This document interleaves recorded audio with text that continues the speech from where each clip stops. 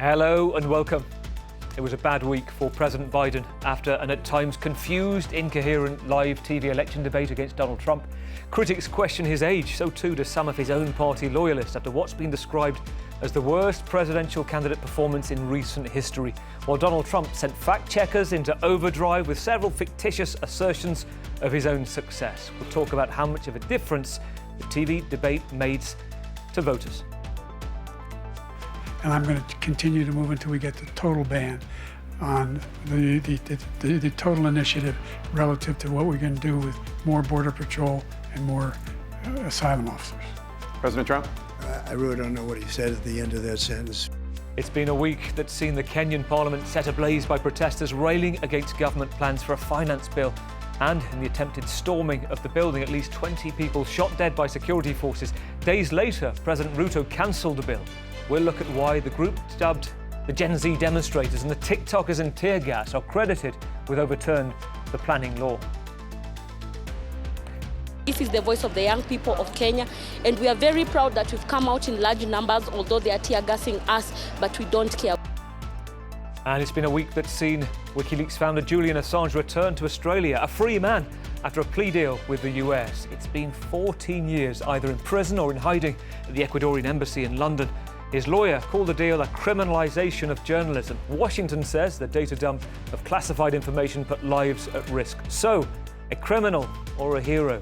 We'll discuss the developments with a journalist who gave Mr. Assange refuge at his home during the early Troubles. Welcome to The World This Week, and with me from the International Press Corps tonight in the studio, we have Patrick Smith, editor of the Africa Report. Great to have you on the programme, and you've been looking at South Africa this week. That's right, yeah. We started the week with a lot of optimism. There was going to be a grand new power-sharing government between the ANC and the centre-right Democratic Alliance. And the markets loved it. The rand was strengthening. The interest rates came down. The ratings agencies upgraded.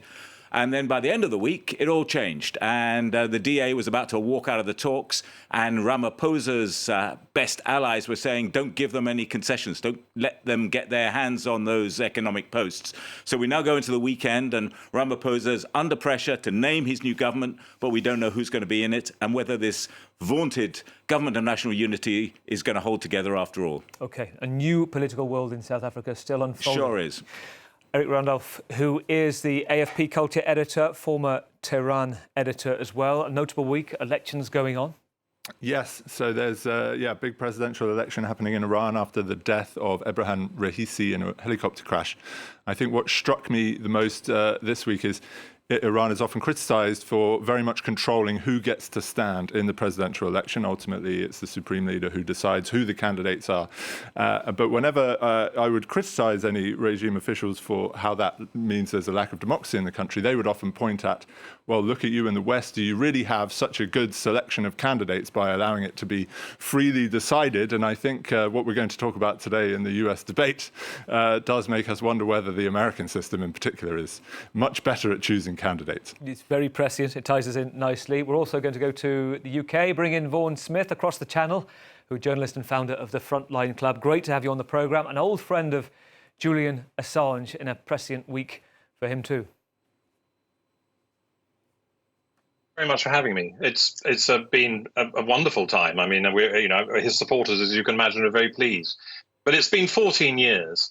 And it's about time. But I must say, I take my hat off to the Australian government for taking leadership and initiative in making this happen. And I just hope that I was worried to see Julian, though, because his health has been very poor and he looked overweight and his face was podgy. And so I'm worried about his health, and I hope we can find out a little bit more about that. Great to have you. We're going to get on to the situation for Julian Assange coming up in the programme. We'll go to Hungary as well, bring in the BBC Central Europe correspondent Nick Thorpe. Nick, also a busy week for you, the European Big Jobs Summit. I must mention for you as well, because you spent 6 years on this new book. Tell us about your time in the Carpathians for walking Europe's last wilderness. Yes, so great to be here as well. I don't know which to start with, but the Carpathians for me is a kind of a getaway from the daily politics here, which can be pretty intense, with Viktor Orban, obviously Hungary about to take over the presidency of the European Union. So an exciting time here. Also, just in the aftermath of a European election in which Mr. Orban appears to have a new challenger in the shape of Péter Magyar, an up-and-coming Hungarian opposition politician. So lots happening here, an interesting place to be at the moment. Great to have you. And your pomegranate tree in the background too, for lightness. OK, well, let's get started. Thursday night, US election debate night live, 90-minute head-to-head between President Biden, former President Trump, in a clash with new rules. No live audience, microphones often muted to give both candidates clear, uninterrupted speaking time. A chance for President Biden to prove his critics wrong, to show he was mentally fit. Age ain't nothing but a number. It didn't go to plan. It started badly. In a 10-year period, making sure that we continue to strengthen our healthcare system, making sure that we're able to make every single solitary person eligible for what I've been able to do with the COVID. With dealing with everything we have to do with. Look, if we finally beat Medicare. Thank you, President Biden. President Trump? Well, he's right. He did beat Medicare. He beat it to death, and he's destroying Medicare. Well, sentences that didn't make sense at times. Donald Trump on the attack, saying at one point, I didn't understand what he was saying. I don't think he did either. And several analysts describing it as an unmitigated disaster. His VP, his Vice President, Kamala Harris, defending him. She said it was a slow start, but a strong finish. She said he's capable every day in the office. Well, there's no question about his efforts.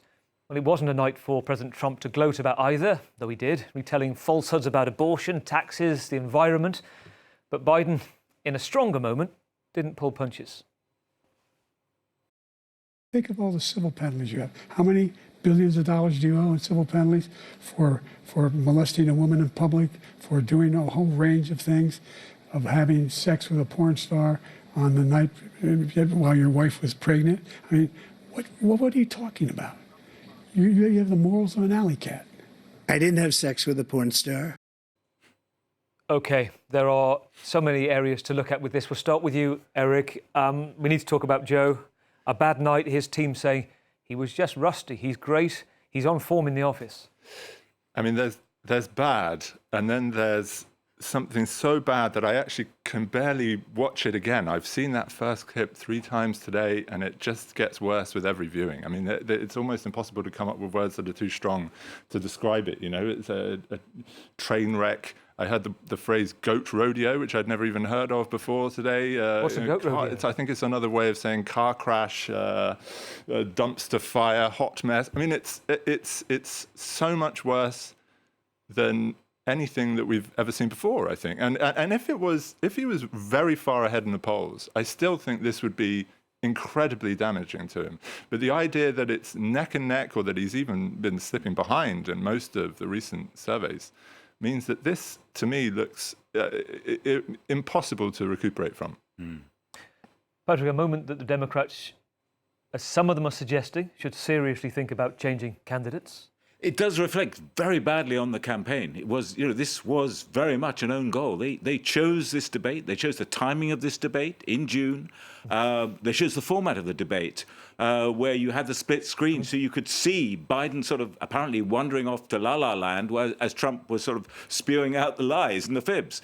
It just was unbelievable. They could have put that. I mean, this is meant to be one of the most professional campaign teams in the world. They are world beaters. These are the people who brought you Barack Obama, Clinton. I mean, that crowd. The Democratic Party's political nous is meant to be incredible.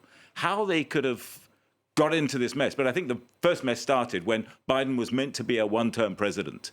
And they didn't sit down with Jill Biden and say, look, this is great. He's done it. He's changed the dial. Now we need to focus on getting the strongest possible candidate who's going to carry on his legacy for a second term. The idea he should even have been set up, no matter how well things were going in the first term, to fight again at the age of 81. It was ludicrous. It was always going to be a disaster. And unfortunately, it's turned into the disaster. I don't know how they can really claw it back. The omens for Chicago, I was with some American friends last night who were actually at the 68 Democrat convention with Mayor Daley, and where there was this fight over the Democratic nomination then, and that ended extremely badly. No one's suggesting we're going to sort of see fighting in the street necessarily, but it's going to be very, very bad and very, very bad and divisive for the party. So I think if they're going to make any chance of changing it, they're going to have to start right now. And it doesn't look like they're ready. I mean, they're walking around saying Biden, started off a little weak, but ended so strong. I mean, no one believes that. No one agrees with it. Yeah. Vaughan Smith in the UK, let me get your thought on this, because we're just listening there to Patrick talking about, a disastrous night. If you think about it and step back from his supporters saying that he'd been in the tunnel, so he'd been holed up for 2 or 3 days, getting so much information, facts, figures, Gradgrind, sort of Dickens style. Maybe it was just too much for him to process, because you could almost see in his head he was thinking of the next fact to say. What's your take on it? Well, I think the very fact that we were told about all this preparation made it even more underwhelming. But it's also terrifying. Clearly, should Trump win the presidency, we could be looking at the end of democracy as we know it in the most strongest power in the world. So it's absolutely terrifying. So of course, the talk now is, can he be replaced? I mean, one prays that they have a backup plan. One prays that they have some sort of contingency, but it's terrifying that perhaps they don't. And we're all of us going to have to watch America fall into a sort of 1939 situation.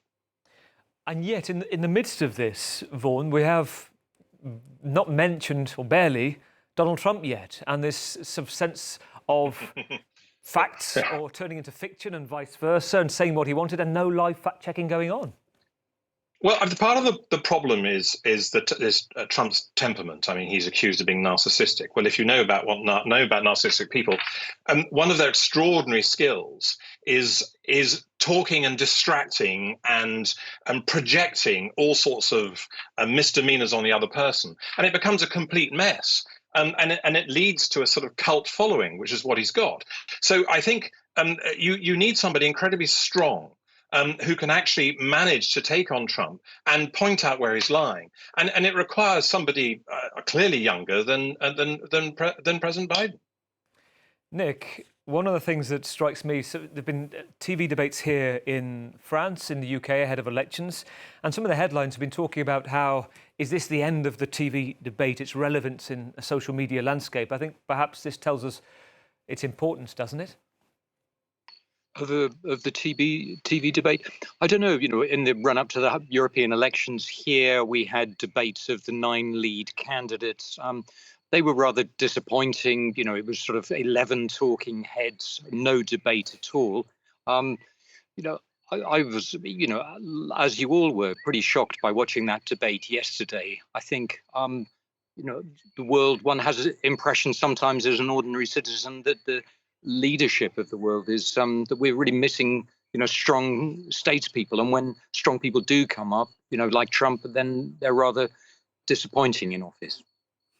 I think Patrick mentioned something key here as well, Eric, which was the clarity, the lucidity of previous candidates, rhetoric being important. That seemed to just disappear, and I wonder whether from both sides we have the rhetoric and as Vaughan suggested of former President Trump, which was not being checked and becomes part of his personality. And we had just murmuring from President Biden. And I think if we look back to a few days ago, we had a UK election debate, and one of the audience said, is this the best the UK can offer? Now, surely that's equally pertinent in the US right now. Yes, I mean, it is fascinating that these are supposedly the 2 best candidates that could possibly be found out of 300 million Americans. But I think the problem is that debates are never really about policy. It's really part. I think somebody called it the political entertainment complex. And Trump actually did a very good job. Whatever you think of him, you have to give him credit for the fact that he had clearly been briefed on how to keep his mouth shut a little bit. He had come off very aggressive in their debates during the last election, and he now knows that he very much saw immediately, and wisely actually, that if he just stayed back, took a step back, he would give Joe Biden enough rope to hang himself. And actually, nonetheless, he also gave Joe Biden tons of opportunities to push back against him. He talked an enormous amount about inflation and cost of living, which is the one thing that really does rile up Americans, and Biden could have very much hit him on Trump's key policy, which is tariffs on imports, which is going to drive prices even higher up. Biden was given tons of open goals with which to strike against him, and missed every single one. And ultimately, this is a PR exercise. And he had one job, which is, it's not just about doing the job of the presidency, it's about performing the job of the presidency. And that's what everybody wanted to see tonight, and that's what his party desperately wanted to see, and it's very much what they didn't get. Is it even possible for the Democrats to turn the tanker around? Well, look, trending in the past few hours, Gavin Newsom as top trend. Also, Kamala Harris being mentioned. Well, people seem very unimpressed by Kamala Harris. I think the problem, if the Democrats are serious that democracy is hanging in the balance and that Trump's presidency would be the end of democracy in the US, then they need to do absolutely everything in their power to turn the tanker around and find a way out of this quagmire. And I think my fear is that it's just such a daunting task that they will ride it out, try and say that this was, a poor night and let's move on, and it will, will coast into a massive Trump victory in November. Briefly, Vaughan, if you were in the Biden camp now, would you advise them to stick or switch? He'd be my choice. I mean, he's extraordinarily good. But the thing is, he is perceived as being more left-wing. And that might be a problem. But also there's a complexity of doing it, isn't it? I mean, there's no way. I mean, it's much easier to hand over to Kamala Harris, but that clearly she's got lower ratings than Biden. So they're in a jam. I mean, we're all in a jam. We're all in a jam. It's nice to have a comma, and we'll see what happens at the second debate, whether it is indeed President Biden in September. On Tuesday morning, images emerged from the Kenyan capital, Nairobi, showing part of the Parliament building had been torched. Protesters had stormed the building. It sent MPs fleeing down a tunnel to escape. On the streets, police responded with force using live fire, tear gas. At least 20 people are now known to have died. The storming of Parliament was a culmination of a storm that had been brewing since May, labelled the Gen Z demonstrations, the under-25s, angered by a plan for tax increases affecting the basics of everyday life: bread, nappies, sanitary towels, plastics, mobile phones. A movement grew without any obvious leader, a mobile generation of strangers organising themselves on WhatsApp, TikTokers getting tear gas, social media influencers too, breaking down how the so-called finance bill would worsen the lives of those already struggling. They are collecting taxes. We as the people of Kenya have no problem with paying taxes, but we want to see what the value of our money is doing. We will demonstrate. You can't kill all of us. You can't abduct all of us. Well, the bill was discussed and due to be discussed again on Tuesday. President Ruto, looking to make $2.7 billion in saving, initially dismissed the discontent. Quote, he called it cool kids and their clueless protest. The day after, he cancelled the bill. I am very proud of our young people. They have stepped forward tribeless. They have stepped forward peaceful. And I want to tell them, we are going to engage them. We are going to have a conversation so that together we can build a greater nation. Patrick, your reading of this week's events, what's at stake and ultimately what has been achieved? Well, a lot is at stake, and massive achievement for the Gen Z people who are out on the streets. They pushed Ruto to the wall at a huge cost to themselves. Great bravery. I had friends who were in the capital that day. They said between 500,000 and 1 million people descended on the capital, and the shooting was going on all over the place. It wasn't just against the demonstrators who breached the parliamentary walls, but in the suburbs too. So the security forces fought back brutally, targeting and beating up and abducting young demonstrators. So the anger is extremely high, but the feeling of vindication and victory after Ruto, as you say, switched from a very hardline securitized response. He actually said, this is a criminalized protest. It's been hijacked by criminals who have treasonous intent. There was very little sympathy for by then, we all knew over 20 people had been killed. Very little sympathy for them, and a kind of sort of vainglorious saluting of his security forces. You did the right thing. You restored law and order, and that's what we have to do. The next day, he turned 180 degrees. It is said after getting a lot of promptings from outside, not least some of the Western embassies, the IMF, the World Bank, but all of whom are implicated in this, because at heart it's about living conditions. It's about the massive debt overhang that Kenya's built up, so that almost 70% of revenues are being spent on servicing creditors. And that's cutting into education and health and all the rest of it. That's why people are so angry. And last point I just wanted to make is in terms of the significance. It's maybe too early to call this an African Spring, but the parallels with what happened in Tahrir Square in 2011 are pretty sharp. You had the same sort of boisterous, rambunctious response from Hosni Mubarak. You're traitors, you're trying to destabilize this country. I've got the people with me. We're going to uphold the institutions. Then the next day, completely changing around. I'm really sorry. I never knew things were so bad. We're going to make some concessions. Meanwhile, he's lost the people and he's lost some important elements in the military. So I think it's a very dangerous point for Ruto right now. That is a really interesting parallel. I was there in 2011 in Tahrir Square in Egypt. One of the issues there was about the speed and spread of information on Twitter, how people communicated, got together. No obvious leader in the crowd. When I tried to interview people, talk to any of us.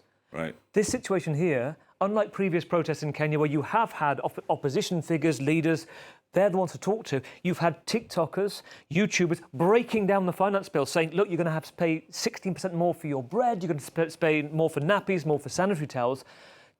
That's clearly, how significant would you see that as a change in dynamic, the way that information is spread? Hugely important. They're really intelligent, the way they're using social media. There's pictures on, Ruto has a Bulgari watch, right? And they've costed that watch. And they've costed how much that watch costs in terms of student fees, in terms of medicines for hospitals. They've costed the cost of his fleet of motor vehicles. And you saw that the next day when he said, well, actually, we've had an office of the First Lady, office of the Second Lady, we have an office of the Third Lady. We think that's a bit too extravagant, so we're going to end those offices. Already it's been pushed back. I'm going to do something about corruption. I'm going to cut down all this extravagance. But it's too late. I mean, people saw this, and you only reacted because people were in the streets losing their lives. So, Eric, you're off to become the AFP's Nairobi correspondent next. I am. With Patrick talking about this parallel with an Arab Spring. Yes. What are your thoughts? Very interesting parallel. I mean, the positive way to look at it, and you've touched on some of those points, is that Kenya is at a place where its young people feel in a position to take the country to the next step and to the next level. They have enough freedom, enough political freedom, enough economic security relative to the rest of the continent that they are demanding that they get rid of the last of those obstacles that are holding the country back. And actually that's what's happening here. And these are not ethnically based or tribal protests. These are issue based. We want to be a modern, fully developed, fully democratic country. And we can see the key problems, corruption here and here, and that need to be addressed. And the positive thing is that, yes, Ruto's initial reaction sounded very much like Hosni Mubarak, but it only took him 24 hours to turn around. And okay, it seems like a bit of a big ask that he'll be able to genuinely deal with all the issues that the people are asking for, on top of all the economic challenges that they're facing. But Kenya, I think, of all the countries in Africa, seems to be in the best place to try and react. Whether or not they can realistically do that is. Vaughan Smith, you have had a career, some audacious frontline wars, protests, tip of the spear situations. What's your take on what's going on in Nairobi right now? I'm fascinated by this connection with the Arab Spring. But I'm also quite fearful. I also see some of parallels with the way Russia was able to embarrass and promote information and use social media, resistance in Russia. But I'm slightly concerned because social dissent of this sort hasn't been terribly successful for quite a while. And so I'll be intrigued and wish to follow to see how it develops and whether the demonstrators actually succeed in making change. And that would be my concern. I want to mention one really eye-catching moment. This is when a CNN reporter this week was interviewing the half-sister of former President Barack Obama, who'd just been tear-gassed after demonstrating for the first time. This is the author and journalist Rita Oma Obama. I'm here because look at what's happening. Young Kenyans are demonstrating for their rights. They're demonstrating with flags and banners. I can't even see anymore. They're being tear-gassed. They're being We shall not be. Patrick, the protesters today, in the last few days, saying that, yes, they've overturned it, but they're not going to stop. So where is this heading? Well, I think they're going to try and turn it into a rumbling campaign to keep the pressure up. Ruto has come back, as Eric said, with this offer of talks and negotiations. So they've got to then work out how they're going to play it, because they're not in any organized political parties or political groupings. Are they going to engage with Ruto, and on what terms? And is there going to be an independent investigation? 20 people lost their lives, at least 20 people. I've heard many more from responsible people, from MPs and others. Is there going to be an independent investigation into those killings, into the allegations of security force brutality, the abductions, for example? What about the people who've been abducted? That's an international dimension, because Kenya's just sent 500 policemen to help restore order in Haiti. And if your own security forces are being accused of wanton killing of peaceful demonstrators, where does that leave Haiti? So I think it's got a lot of implications. So I think the demonstrators are in an extremely strong position to demand serious concessions. The question is how they engage the Ruto government, on what terms and in what framework, and how it's monitored. But I would imagine that today they're thinking, right, we're on the up, so we mustn't lose our position of peaceful, effective, and target demonstrators. I mean, that's really, really important. They want to make sure that they're disciplined, they don't get hijacked by sort of third force operations, which, as Vaughan said, often happens in these sort of demos, where sort of some state-backed entity comes in, starts, teams up with agents provocateurs and starts to sort of cause chaos. And that's what they've really got to guard against, I think, in the next few days. Patrick, thank you. Well, a charter plane used by Taylor Swift earlier in the year to get her to Super Bowl was the focus of journalists and flight trackers all around the world Tuesday. On board was the WikiLeaks founder Julian Assange on a journey from high-security prison in the UK to one of the most remote Mariana Islands in the Pacific to sign a plea deal with the US after 14 years either incarcerated in jail or in the Ecuadorian embassy in London. He pleaded guilty to one charge, violating US espionage laws, and with that, he reboarded the plane, touched down on his home soil in Australia, a free man. No words to the press just yet. Stella Assange, his wife, mother of their 3 children, said adjusting would take a while. Julian plans to swim in the ocean every day. He plans to sleep in a real bed. He plans to taste real food. And he plans to enjoy his freedom. Julian is the most principled man I know, and he will always defend human rights and speak out against injustice. The end? Well, it seems after years of fighting US extradition attempts for leaking more than 700,000 sensitive, classified documents that the State Department said put lives of US partners, allies, diplomats at severe risk. His supporters say he is a hero fighting for free speech, who exposed US wrongdoings, alleged war crimes in Iraq, and redefined data journalism. His critics, chiefly Washington, say he's an irresponsible activist, potentially endangered the lives of significant sources by unredacted leaking of material. Hero or criminal, journalist or activist? Let's start with Vaughan Smith, the Frontline Club. Let's remind us, back in 2010, you offered refuge to Julian after he was released on bail, accusations of sexual assault and rape in Sweden, which he denied and were eventually dropped. Let's begin with how you first got the news this week and your response to it.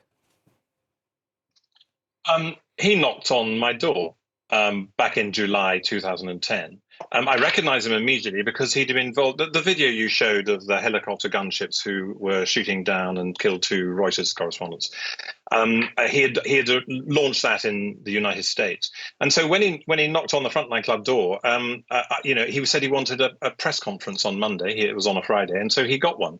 And I got to know him since then. And I saw a man and got to know a man who I thought was being presented dishonestly by the British and the American press quite a lot, but not exclusively, but also was subject to an enormous amount of misinformation, government-inspired misinformation, which probably cost taxpayers quite a lot of money. So I ended up taking him to court one day, and at the end of it, he had been given bail. Sorry, I am slightly shortening it. And his lawyers scurried around at the end of it saying, where are we going to give him an address? And I had a house in the countryside, and so I was sort of volunteered. And so he stayed with me for 13 months. I have been punished for it. Well, interesting. James Ball, the New European now, he said this about Julian this week. He said, not breaking confidence to say, Julian was a difficult man to work with, but it was an incredibly energetic time. He would talk of WikiLeaks at the time like it was a company of thousands of people, this huge leviathan. But the reality was 6 or 7 people, he said, volunteers working out of Vaughan Smith's front room in his beautiful country estate, he said, in Norfolk, and that you told your housekeeper the team were on an unruly tech startup. Is that right? Differently. He was one of that team and went on to be very critical. I saw different things in Julian.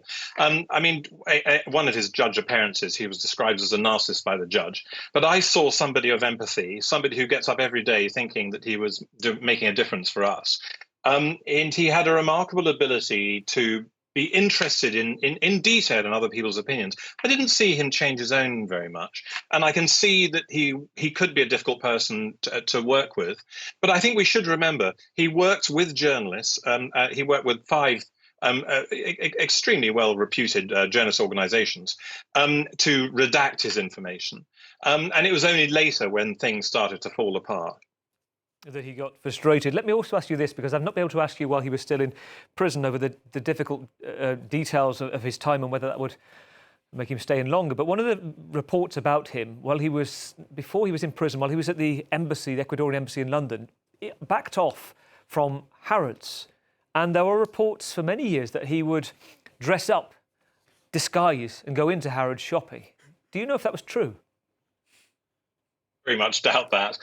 It would have been pretty difficult for him to get out. I don't think he left at all. It wasn't comfortable there. Well, it was comfortable at first because the Ecuadorians who gave him a sort of political asylum. Well, it was something slightly different called diplomatic asylum, which the British criminal authorities did not feel justified him breaking his bail.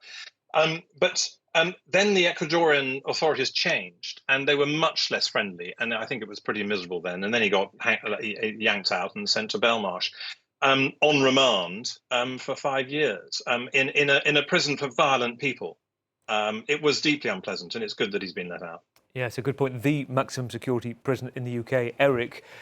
Vaughan talks about the working he did with journalists. There were times where journalists would get very frustrated with him, and he would get frustrated with the government because other newspapers were trying to get things clarified, redact things.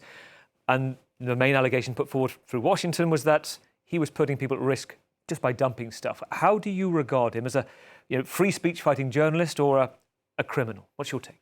I think he's quite specific to a moment in time when the internet was still relatively young, and the whole idea of citizen journalists that were going to take over from the traditional media were coming up. And actually, I don't think this situation would come up again. I think the world was still learning at that point how best to use these new channels of communication, and how somebody like Assange would not have had that same outlet without the internet. 10 years before him. And I think, if there were mistakes made during that process, then it's part of the learning that we were all doing about how we're going to deal with these new systems. I think the real danger with the Assange case, and to come back to my time in Iran, is that by doing this to Julian Assange, they made him a martyr. Whatever you think of him, whether what he did was right or wrong, there are cases on both sides, but he did become a martyr for free speech. And when I was in Iran more than once, when I would bring up cases about political prisoners in Iran, Julian Assange's name was put back to me as, as Western hypocrisy. Nick, in Hungary, you and I have followed this for years as Europe correspondents for the BBC, checking data dumps by WikiLeaks involved information in so many countries, including Hungary, classified documents and thousands of cables leaked. What's your take on this, on him, and the way it's resolved itself? Well, I think, it's great news that he's now free. I think it was, as one of you there was saying at the end, that it was undermining the whole idea of the liberal West, really, that the persecution and imprisonment of Julian Assange and the sort of ongoing legal difficulties that he faced. So that's one thing. Here in Hungary, in Eastern Europe, we have, brave individual journalists, independent journalists, challenging often relatively authoritarian governments. For example, here in Hungary as well, we have campaigns by the government against individual journalists. So I think people, whether they're in Kenya or in Eastern Europe or anywhere in the world, I think, as you're saying, whatever Assange did, whatever one's sort of personal judgment on him, I think his release was a good day for free speech, and that affects all of us and all of us journalists trying to find out what governments are doing and holding them to account. Patrick, did Julian Assange fundamentally change journalism? Because a couple of things that spring to mind. Suddenly you had collaborations between organisations that would never have collaborated. So you've got the New York Times and the Guardian. You have data journalism coming in. You have organisations like Bellingcat appearing. Right. This wasn't a thing before Julian Assange and WikiLeaks. That's right. As Eric said, it was a technological and a journalistic editorial and an activist moment in time. All these things came together, and I think Julian Assange kind of melded them together. Whether more activist than journalist, to be realistic. Well, he called himself both. How he felt at the sort time. of activist or something. I think a lot of journalists had issues with this issue of protection of sources. In a country like Iran or Afghanistan, a lot of people talk to Western officials for all sorts of reasons, not because they're sort of slavish supporters of the CIA, just because they want to get stuff out to protect. So, it would be appalling if people like that are put at risk. So that there was a mark against him. But on mark for him, yes, he had the vision, he had the energy and the motivation to seize the technology and to really put the stuff out there. I mean, since then, we've had these sort of data dumps, these, leaks on government officials around the world. And he started something. And I think just one other point about they could never hit him for defamation. They were never going to be able to launch a successful prosecution against him.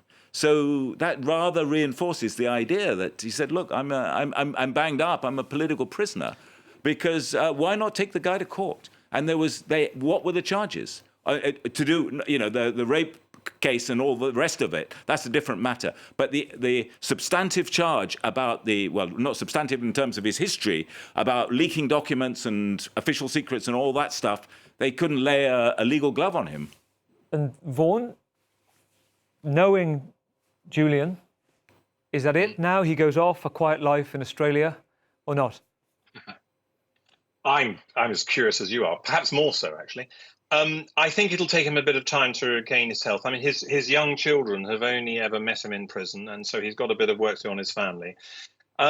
Now, whether he writes a book or he becomes a university professor or he comes up with WikiLeaks version 2 or something, 15 years on, I really don't know, but I'm going to be very curiously watching it. I mean, I'm sad that he's gone as far as Australia because I'm not sure I can afford the flight. I'd love to see him again, but we'll see. Thank you, Vaughan. OK, well, that takes us to Thursday night here in Europe. Jobs night at the Justice Lipsus building in Brussels. EU leaders sorting out amongst themselves who takes the biggest roles to represent the Union. Chiefly the EU Commission President, with a €26,000 a month salary And with that, the biggest responsibility and power. No surprises here. Second term for Ursula von der Leyen. Her centre-right bloc came out on top in EU elections. Then comes the EU Council President, the socialist former Portuguese Prime Minister, Antonio Costa, to replace the former Belgian Prime Minister, Jean-Michel, and the Estonia leader, Kaja Kallas, to become the Foreign Affairs Chief. She's a liberal leader within President Macron's centrist political group in Europe. But not an entirely happy ship. One of the big winners of the European elections was Giorgia Meloni, Italy's Prime Minister. She said she was excluded from the talks and wanted more to say. After all, her group of hard-right nationalists came third overall in the elections, higher than President Macron's centrists. I think the proposal formulated by the People's Party, Socialists and Liberals was wrong, in substance and method. On the merits, because it was not even vaguely anticipated by a discussion on what the mandate should be for those who hold these positions, following elections in which European citizens clearly asked for a new, different line for the European Union. Chiaramente una linea nuova, diversa per l'Unione Europea. And with Hungary about to take over the rotating presidency of the EU, the sixth monthly chance for each country to set out the agenda, Viktor Orban's agenda, mega, make Europe great again. Nick, sounds familiar. What's on the Hungarian agenda? Yes, it does sound familiar, but I think behind that slogan, that very Trumpist slogan, make Europe great again, I think a lot of people across Europe will be surprised by a more constructive Hungarian position than perhaps we're used to. They've isolated 7 key areas: European competitiveness, a more pro-farmer policy, migration, which is obviously always on Viktor Orban's mind, enlargement. Hungary, I think, will be pushing very hard for more enlargement and progress on enlargement for the Western Balkans in particular. It's interesting that in their 43-page document setting out the goals of their presidency, they don't even mention Moldova and Ukraine, though that's been very much on the mind of European leaders in the past months. But that said, I think on Ukraine, Hungary is going to be, it's sort of sorted out within NATO. It's effectively won a sort of opt-out clause from NATO's increasing coordinating role towards aid, military support for Ukraine. That's why this led Viktor Orban, for example, to support Mark Rutte's candidacy as, to talk about another big organization, as Secretary General of NATO, even though Mr. Orban had said only days before that he would never support Mark Rutte's candidacy for NATO. So I think we will have a more constructive NATO. This presidency for Hungary, it'll be an opportunity for Orban really to show that Hungary is a constructive player on the European stage, not so much, for once, not the black sheep of the European family, but one of the white sheep. It's a very interesting point, because a few years ago I was at the EPP meeting in which the European People's Party on the centre-right, to which was pretty much the last one for the Hungarians before Viktor Orban was sent his packing orders. Now it sits within its own sort of group of different independence parties. There is talk of him getting together with kind of a super group, a super hard-right group with Marine Le Pen here in France. What are you hearing over there? Yes, I think there had been a lot of hopes from Orban for this year about that. You know, he said, I think in a speech on the March the 15th, that Hungary, not only Hungary, the far right, or he wouldn't use that phrase, national conservatives, he called himself and others like him, would occupy Brussels this year. Obviously, that didn't quite happen. There was a strengthening of far right parties on the 9th of June. He's also spoken about Donald Trump. You know, he strongly supports Donald Trump winning in November in the United States. So instead of this sort of massive victory of the Urbanization of the EU, which is what he's been hoping for, something more sort of complicated has emerged. And I think he's having to, you know, I think he was sort of sailing into 5th or even 6th gear. And what we're seeing just in these last days as we build up to the EU presidency is Mr. Orban changing down into 4th gear, if you like. But he would probably, if he was taking part in this program, he'd probably say you can still go pretty fast in 4th gear. Patrick and Eric, a brief word from you both on this. Does Giorgia Meloni, Viktor Orban, to a degree, have a point that the EU elections fell not in the way of Macron centrist party. They had a choice about who takes on the top jobs. Those on the right, the European Conservatives and Reformists, who came third, didn't. And that's therefore, they argue, not being reflective of a modern EU. Yeah, someone got out the pocket calculator earlier in the week and worked out how they could do it. Because I mean, the way I'd been tracking von der Leyen's movement this year, all these joint visits with Meloni to Tunisia, North Africa, other destinations, banging hard the drum on, dealing with migration, all the rest of it. It seemed to be the idea that she was going to rely on Meloni for the votes to get a second term as president. And then her problem then was Schulz and his Social Democrats said, no way, Jose, we're not getting... if you get in bed with the far right, we're not going to support you. There's a cordon sanitaire. And so presumably she's jumped the other side of the cordon sanitaire to the centrists, which I think tells its own story. How that's going to play in the French elections on Sunday, if we're allowed to say that, God only knows. But I think they're going to get the centrists and the so-called moderates are going to get that thrown back at them. Said, well, you only like democracy when it's convenient for you, and then you conspire against the will of the people in other occasions. Eric, we have 10 seconds. I want to get your thought very briefly. Ursula von der Leyen, worth the money, second term. 10 seconds. Well, I'd say it just makes, the fact that Macron has thrown the whole of France into turmoil when actually the centrists and the neoliberals in Europe seem to have come out of this all right. It makes you wonder what Macron was thinking with calling a snap election now. That wraps up nicely, and that sets the scene for Sunday. Thank you to my guests. Thank you to Eric Randolph, Patrick Smith, Vaughan Smith in the UK, Nick Thorpe too, my old colleague in Hungary. Thank you for joining us. Thank you for watching. We'll be back in 7 days' time for The World Next Week.